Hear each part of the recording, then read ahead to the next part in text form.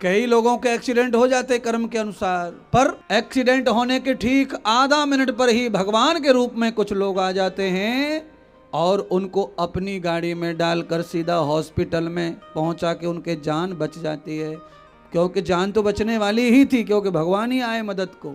और कुछ लोग ऐसे रहते हैं कि लोग वीडियो बनाते रहते हैं पर उनको कोई हाथ भी लगाता।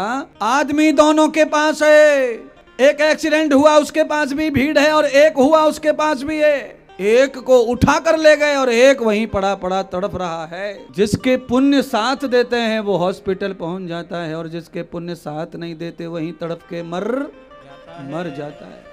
कि जब लोग गैया को लात और डंडों से मारेंगे तो समझना कलयुग का आगमन हो गया। लंगड़े बैल को भी मार पड़ेगी तो समझ लो कलयुग का आगमन हो गया। सूनी झोपड़ी में भी ताला पड़ जाए तो समझ लो कलयुग का आगमन हो गया। पूजा पाठ कथा करने से पहले दक्षिणा ठहरा ली जाए तो समझ लो कलयुग आ गया। माता पिता की इच्छा की बिना परवाह किए बालक जिए तो समझो कलयुग आ गया। कुत्ते को घर में रखें और गाय को रोटी ना देवें तो समझ लो कलयुग आ गया। ये सारे लक्षण राजा को दिखाई पड़े तो राजा ने कलयुग से युद्ध किया। कलयुग जब परास्त हो गया तो प्राण दान मांगने लगा राजा से। हस्तिनापुर के राजा होने के नाते उन्होंने कलयुग को प्राण दान दे के माफ कर दिया और कहा जाओ हमारे राज्य से कहीं दूसरी जगह चले जाओ, नहीं तो हम तुम्हें नष्ट कर देंगे। महाराज आप जहां भेजेंगे मैं वहीं चला जाऊंगा, मेरा कोई परिचय नहीं है अभी धरती पर, आप रहने की जगह बताओ। तो महाराज कहते हैं कि परीक्षित महाराज ने 4 स्थान उनको बताए। हिंसा और मदिरा, पैसों से बिकने वाली स्त्री, दुहितम कर्मम च भूषणम और द्यूत माने जुआ। कलयुग ने कहा महाराज ये तो एक भी जगह उत्तम नहीं है, कोई एक जगह मुझे उत्तम दो। हर बुरे आदमी को भी एक दिन एक समय अच्छा चाहिए सांस लेने को। तो परीक्षित की बुद्धि कुंठित हो गई थी उसके संग रहकर। इस कारण परीक्षित के मुंह से निकल गया कि जाओ स्वर्ण में भी रहो, सोने में निवास करो। अब तो कलियुग हंसा और जाकर कुबेर के खजाने में हस्तिनापुर के राज में ही प्रवेश हो गया। राजा घर पहुंचे तो राजा की बुद्धि कुंठित हो गई संग के कारण। राजा अपने पितरों का, अपने दादाओं का प्रवचन भूल गए और कलयुग का सारा संग प्रभाव डाल रहा है बुद्धि पर। कुबेर का खजाना राजा ने खोला, लाल क्रॉस हो रहा था, उसी बक्से को खोला। उल्टे उल्टे काम राजा कर रहे, किसके कारण? संग खराब होने के कारण।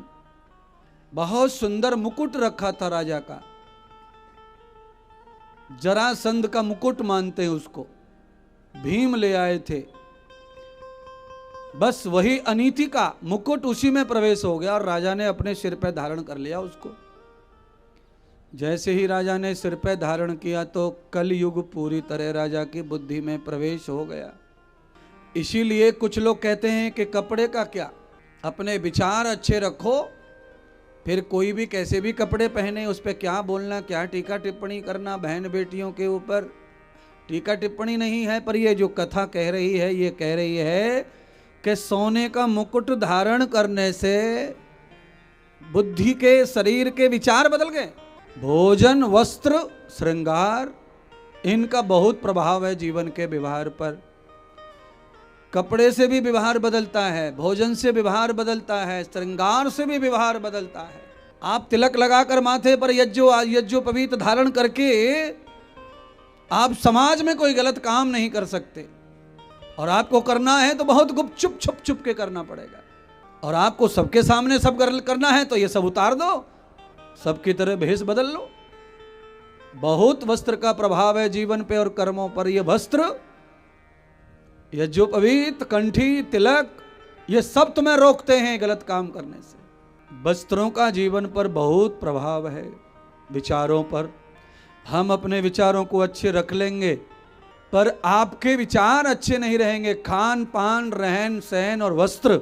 माथे पर मुकुट रखा तो राजा के दिमाग में हिंसा पैदा हो गई। क्यों? कलयुग हिंसा में प्रवेश कराया राजा ने, तो अब जहां जहां राजा कलयुग को प्रवेश कराए, कलयुग वहां वहां राजा को खींच रहा है।